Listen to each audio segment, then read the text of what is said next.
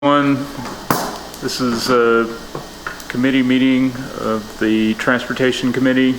Today is Monday, August 8th.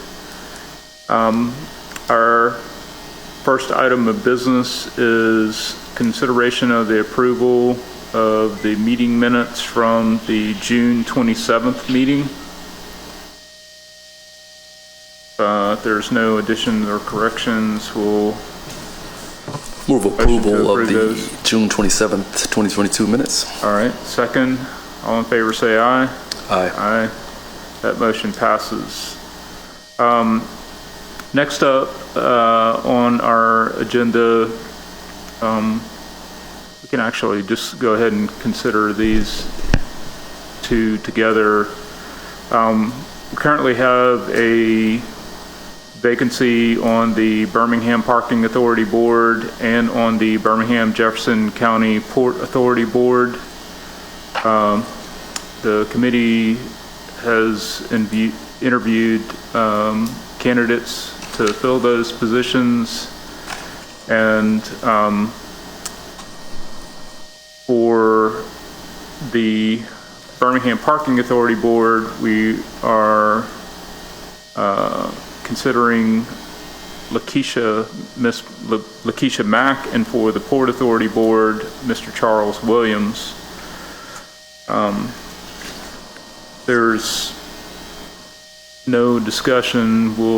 We can consider a motion to recommend those two individuals to the full council for appointment. I move that we send items 3 and 4 to the full council with a recommendation to appoint. Okay, all right. Second, all in favor say aye. Aye. Aye. That motion passes. All right. Number 5, update from Birmingham Department of Transportation.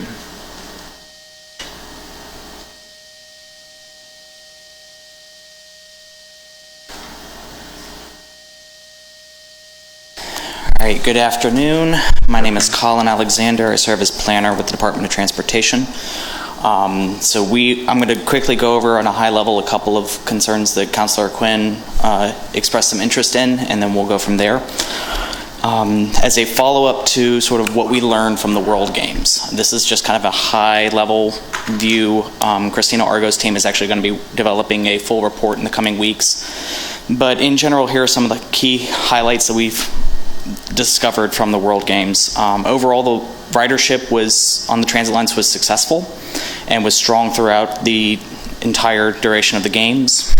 During the week, there was either no wait for a ride or 10 minutes or less. During the opening and closing ceremonies, there were large crowds at the hub, which led to some waits, but overall was a very efficient system. Veo ridership, one of our micromobility vendors, the data we have from them, during the 10 days of the World Games, we had over 17,000 rides, including over 5,000 unique riders. This is on average about 3 times the ridership that we have on a day-to-day basis. During the best day of ridership, we had 2,500 rides, which is again about 3 times our average Saturday ridership. For VIA, Birmingham On Demand, overall, we were able to continue to serve both the city as well as meet the additional demands. We had 3,000 total rides completed over the 10-day event, with a daily ridership record on the second day of the games at 377. So as I said, we'll have a more detailed report, but that's just kind of the summary of what we're seeing, that, you know, what we planned and what we developed was very successful during the World Games. Okay. Are there any questions on that before I move to the next item? Yeah, so I was just curious, in relationship to the street closures, I know that, you know, a big, or probably the reason for having to do that was the SEER 1 rating. Correct. And logistically, I'm sure it was very challenging, but in terms of, was there any, or it didn't appear to me that this happened, but can you confirm that there was no major traffic abnormalities or congestion or? I'm going to defer to Christina's team on that final report on that, and we'll just see what that brings us. I mean, anecdotally, I would say you're probably correct, but I'm going to defer to Christina's report. Yeah. I could tell you it was very interesting getting around downtown as a pedestrian. You know, it's like quite lovely, in fact, to be out on the street without the noise and other things of all the vehicles moving around. Committee members, do you guys have any questions as it relates to the World Games transportation specifically? Yeah, I thought the bus setup was really good. I mean, I went to several venues, kind of just checking it out. I don't know if it was just me, but like every time I walked out to it, like the bus was pulling up, and when I was getting ready to come back, the bus was pulling up. So it just looks at other applications for that going forward. How can we take that model, as we try to improve our own public transit, but even for special events and things like that. So definitely thought it was a good model and just looked to Thank you. reuse it.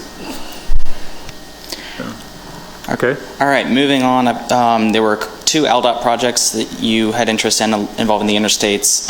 The first one I'm going to go to is the I-20 exit 130A and B that LDOT proposed closing earlier in the year. That project is currently on hold. Originally, they were planning to do it with another project and tie it in, and that fell through. So they're evaluating what their options are, looking at a number of different options, and are going to get back to us once they're ready to move forward, if they're ready to move forward with that project. But for the time being, that plan is on hold. Okay, great. And then finally, the On that one, Yes. are they still going to proceed with the paving part of so part of that, the rationale for the closure was that there was an adjacent paving project happening? I think that's the project that they were planning to tie it to, then that coordination just didn't happen. Okay. Is my understanding. So I'm not entirely sure if the status of that project. Okay, got it. So then the final item that you had expressed interest in is definitely a hot topic around the city, which is interstate lighting. So we are just wrapping up our big project, which is that stretch from the airport to downtown, rebuilding that entire system to have LED lighting on the interstate. So we're in the closing phases of that project. That was $2 million. So what we're taking from that is kind of evaluating what our next steps need to be, given the cost of replacing and rebuilding these systems. So we're trying to plan ahead and coordinate what is our priority in terms of both interstate lighting and how that fits into our priority for transportation projects broadly throughout the city. Okay. There's one portion of the highway there specifically that I know that I've noticed the lighting is not come on, and it's the section immediately adjacent to McWayne Pipe and Patton Park. So, closer to Norwood, the lights are on. Definitely at the 5920 interchange in Woodlawn, all of those lights are on. But that section, Tallapoosa, McWayne Pipe, Tallapoosa, and then Patton Park, that kind of stretch in the middle. There's fixtures there and everything seems to be in place. The lights aren't on. So is construction still in progress? So as far as I understand, the construction is done. So I may have to go back and follow up with ALDOT and understand why that section is not on yet. Maybe there was a last minute part of the system they needed to improve, but the construction is done. The project is being closed out. Okay, and other parts of the project, or at least in the context that it was presented to us, was that the I-65 interchange with Green Springs Highway was also bundled into this, and I've noticed that some of the fixtures at Green Springs are not there. Quite frankly, I just, have driven by there on several occasions recently and have noticed that at the top of one of those masts that the fixtures are there. And if I am recognizing what I'm looking at, it's like, you can see wires sticking out the top of the pole, but there's no light fixture. Okay, I'm going to have to follow up with James on that. Since I came to the department last year, the section that we've been looking at is just from the airport to downtown. Okay. So I'll need to follow up with James and then with Aldott and sort of see if that was part of the project and what the status is, particularly at that interchange. Okay, gotcha. All right. Other items? I believe BJCTA is going to speak to BRT, so I'm going to defer to them. But those are the items that were presented to us. If there are any other questions, I'm happy to take them and address them. Okay, yeah, sure. And this is, as far as I'm concerned, this is an informal conversation, so I'm just going to ask you a few other things that I'm curious about.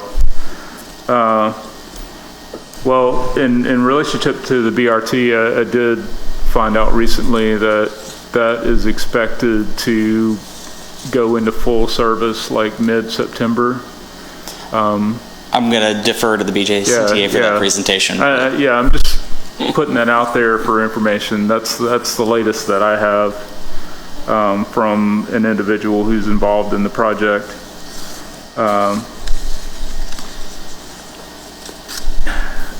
Has there been any progress in the conversation about potential expansion of the Birmingham On-Demand? That would be a question for Christina, so I'll have to get back with her. Okay.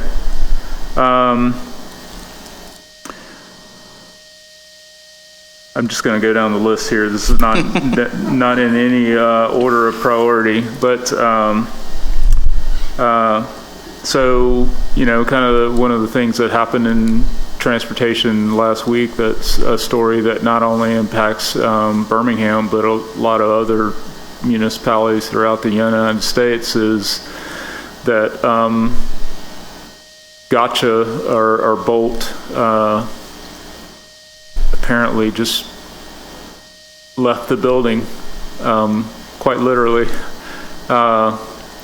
and their national distribution center was located on First Avenue South in the Avondale area. My impression is that in terms of the service, VO is still, very much on the scene, and folks are using their devices. But any thoughts about impacts locally of? I think we're still evaluating the impacts of that. It's still relatively fresh. So we're going to have to really continue to brainstorm internally and kind of monitor that before we come back and address that. For anybody who may be watching online or catching this later, so the city of Birmingham was not contracted to Bolt or Gotcha in any way. They are a business just like any other business operating in the city of Birmingham. They did have a special license to operate in this category, but them ceasing operations is just like any other business ceasing operations. Of course,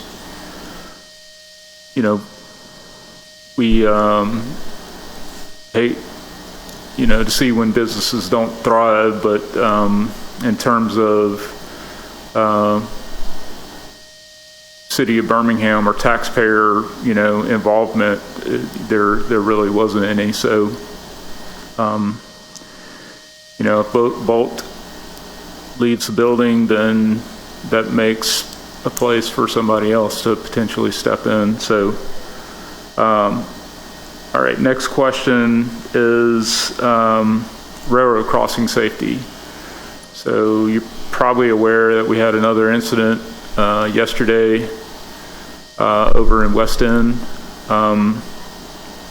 And do you know if the intersection there is one of the intersections where we are doing the rail crossing safety improvement project? I know it's not part of the quick curb agreement with Norfolk Right. Southern. There is another, I'd have to go back and look.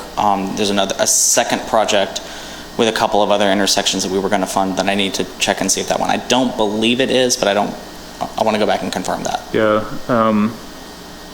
I mean, generally, I would say that I'm concerned about how frequently these incidents are occurring. They're pretty much all on the southwest side of Birmingham. I can't confirm this, but I think they pretty much all involve Amtrak.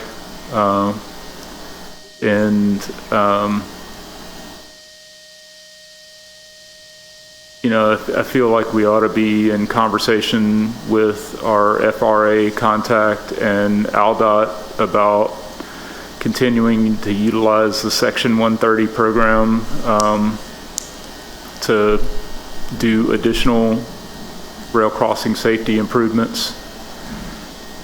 I mean, here lately, it's been every couple of months. I think the individual who was involved yesterday survived the crash. I know the two previous incidents, the person who was struck did not. Right. Yeah. So, just putting that out there is something that I'm concerned about. Okay. And then something that I know we all get asked about very frequently is street paving. So just before I came into the meeting, I checked VDOT's street resurfacing webpage, and there's a map there, and it has the projects listed between, I think, 2017 and 2022. And then there's a bunch of street segments marked in red that say coming soon. Yes. And so my question is, what does coming soon mean? So we developed that originally as what was supposed to be a 5-year paving plan. It is obviously taking us longer. We've transitioned it away from this 5-year plan to an actual pavement program. These are streets that originally, when they were identified, it was like year 1, year 2, year 3, year 4, year 5. And we are taking them at smaller chunks, largely due to the cost. So what we're developing now, I'm working with our capital projects team to develop our next resurfacing package. So in the next couple months, you'll begin to see what that next package for next year is going to look like, and then we'll just keep taking chunks away based on the priority of that plan, and then moving forward on an annual basis.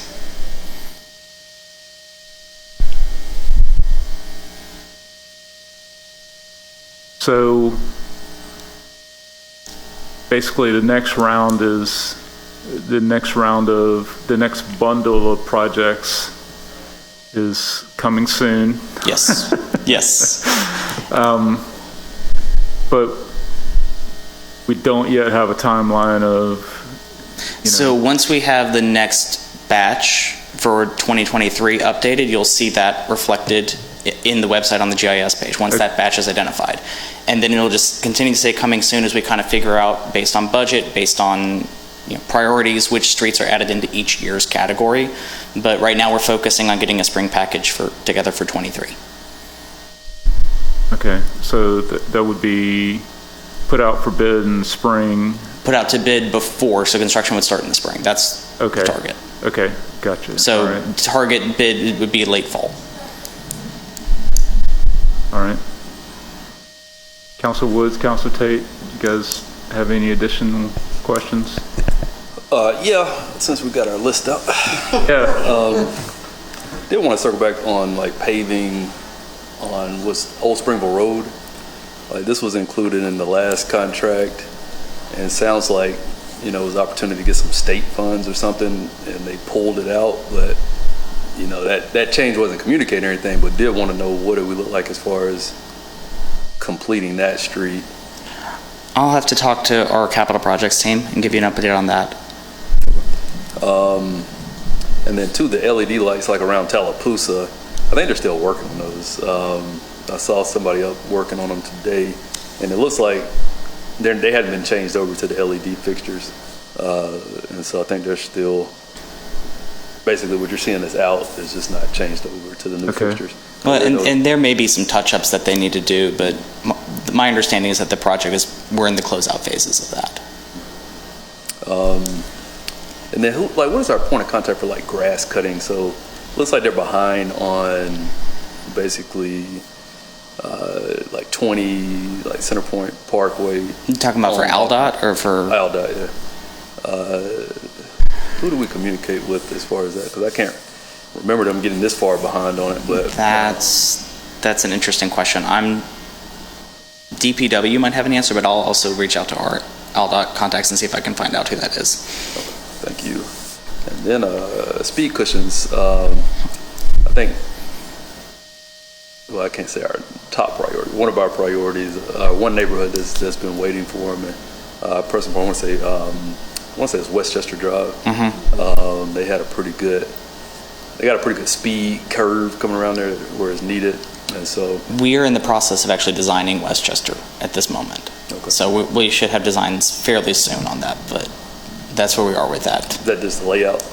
Yeah, it would basically be a plan of, I got to go back and talk to my team because I'm transitioning out of traffic calming, but I believe yeah, that's what happens when you do good work. But no, so the team, I know Westchester was one that we're in the middle of designing. I think there were a couple locations they were looking at for speed cushions and some all-way stops and what that whole stretch is going to look like. So who's doing speed? So there are two, I have two colleagues in the department who are taking over traffic calming, Paige Ishmael and Eliza Bigham. So have you shown them the way? Yeah. So I'm helping get them started and kind of guiding them into taking it over. You gave maybe a little step-by-step guide of like exactly what you do every morning. I do in your district though. Is it? I'm serious. Bridalwood. You've got the process going. Yeah. No. Well, the process is rolling. When it seemed like there was no hope. I will say, hard. Rolling Wood, we have installed those. I just talked to Tom Sizeborn last week. Okay. Yeah. But yeah, we stood in front of those neighborhood meetings week after week without any good update to share, and then Colin came in, and we stood with you through paternity and then getting that baby here, and man, when is all this happening? How much time we got? When is what? When is this happening? We're transitioning now, so I'm still helping get everybody up to speed on that program. What are you gonna do now? Do it? We'll talk later. Okay. All right.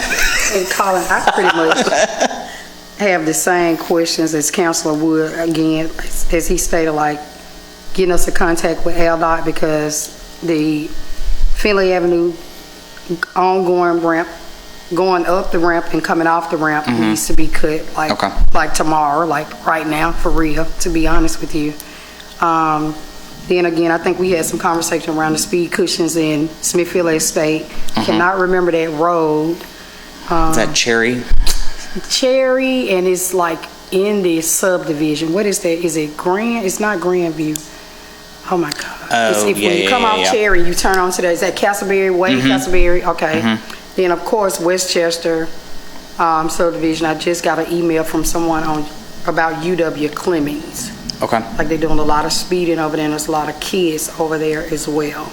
I'm not sure that I'll have to check with the traffic calming team, but I don't think UW Clemmons has reached us yet.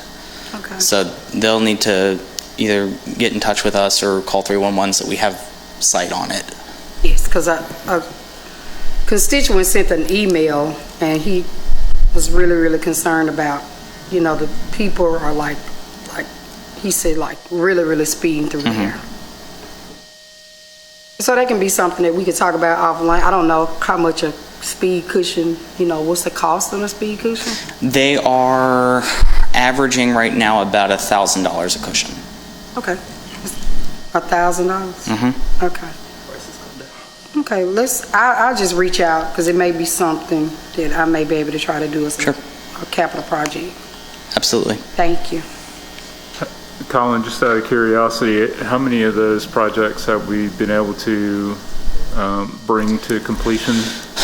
So let's see, since I got here in October, we've done Martinwood, Jeffrey, we just finished Rolling Wood, and there are 4 more that we have that we're about to go into installing. So those will be done this fall. So 7 or 8 of them in terms of the speed cushions. Okay, yeah. But altogether, I think we've closed since October. I think there's like 10 or 12 cases that have been closed with other different improvements. Awesome. Yeah, it's a lot more than we had prior to that, because there were 0 prior to that. So great work. All right, thank you. We'll be expecting the same level of service from your successors. So, yeah.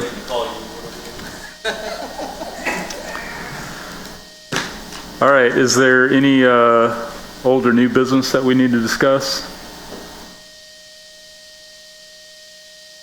Okay. Yeah, the BJCTA team is here to give you an update on BRT. Absolutely.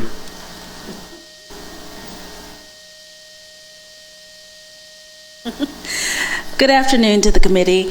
I'm Sam South, and I serve as Director of Communications for BJCTA Max. I'll be reporting to you today on behalf of Clark Bailey, our project manager for BRT and Birmingham Express. We are in the final stages of the safety and security certification for BRT. We will be submitting a report to the FTA this week, and we plan that report will take approximately 4 to 6 weeks for review. So once it's provided to the FTA this week, approximately 4 to 6 weeks will be required for review. And that puts us at a revenue period starting mid to late September. So I think that's probably the date that you heard. We are preparing at the same time for a significant media push that will begin to talk about Birmingham Express, how it can be utilized throughout the city. We are planning to do the first 90 days fare-free, and so that will be utilized to encourage the community to ride. We also have a television campaign that will be running as well, which is titled Your Move, and we are in final production of that spot at this time, as well as radio and social media that will be coming as a part of this media push. And our plan is to have that to begin a month out before the revenue period start date. Are there any additional questions that you would have for me today? Sure. So my understanding is that part of getting to revenue service is actually like simulations of service. So are the BRT buses going to be traversing the route but not accepting passengers? Yes, currently the buses are actually riding the routes, and they are not in service, but our operators are riding the routes on a regular basis. There is a required amount of hours that they are required to finish prior to FTA approval, and I would have to defer to Ms. Bell on that actual number, but I know that they are working towards that at this time. Okay. Questions? Yeah. So free for the first 90 days. Yes, and we are holding to make a full announcement of that until we begin advertising, because we do want that to be an exciting period. We want to drive people to ride with us, but for that first 90 days, it will be free. How many days a week? Each day. So Every day. 7 days a week and hours of service? 6 days a week. 6 days a week. 6 days a week. So So- no Sunday service? Is that correct? Not at this time. Okay. Hours of operation? Those hours of operation, I'll have to refer back because we've changed those a few times, so let me refer to the final hours and provide those to you. Okay, and then frequency, They'll run every 15 minutes during peak periods, every 30 minutes during non-peak. okay. All right, and are the BRT ticketing, is that going to be connected to the max ticketing, or is That is we going to have to buy separate passes for both, or? That is a separate ticketing system. We do have 3 ticket vending machines. One will be at Central Station, one at East, and one at the West Terminus. So the actual ticket vending machines will be there. Tickets can also be purchased online as well, or you can get a card that can be, you can have money put to that card each time you choose to. But it will be separate from the MAX ticketing system at this time. Okay. And related to that is BJ's, I know there's been some talk about developing an app-based ticketing system for BJCTA. Is there any progress towards that? Yes, that process has been moving forward. I would have to defer to Dorinda McCombs, one of our chiefs, for a more substantial report, but I know that it is in process, and we do have an app that is being built. Nice. All right. All right, thank you. Thank you. All right. Any additional new or old business that we need to discuss? All right, if not, we'll entertain a motion. I move adjournment. Second motion. All in favor, say aye. Aye. Meeting adjourned.